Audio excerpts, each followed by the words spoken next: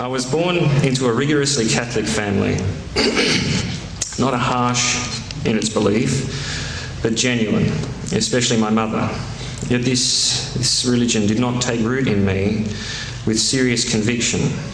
As I grew, and until in my mid-teens, I had a revival, but it did not last, because it was more about the brother and sisterhood than belief in Prophet Isa as the Messiah and the Son of God.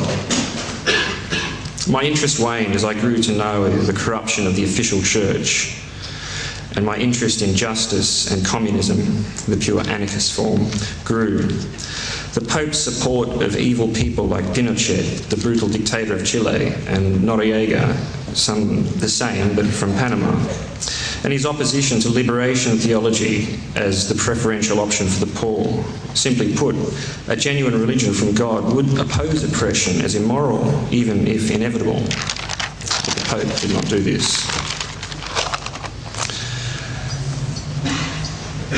And still does not.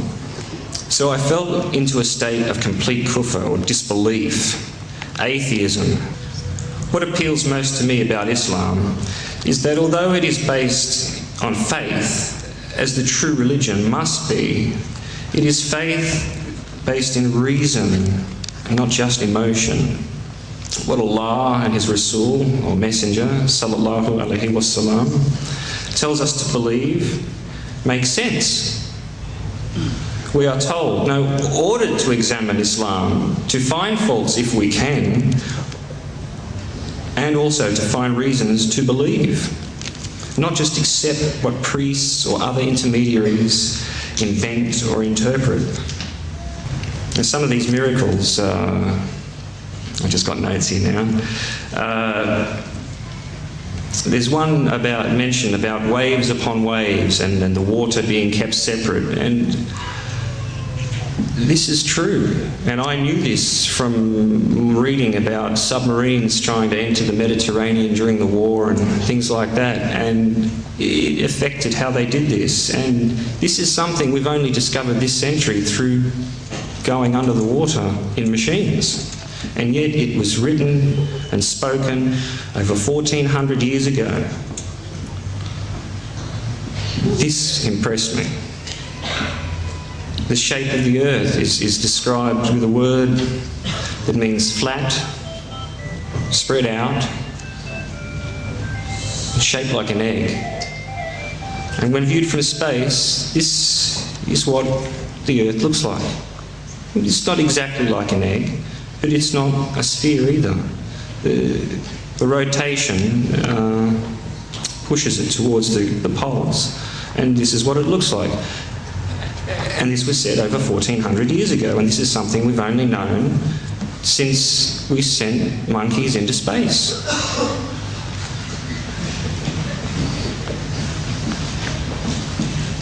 And one of the most amazing of all,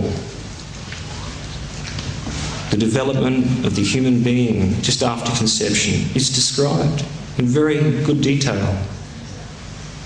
And this is something that could only be discovered with the invention of the microscope, which again is very recent.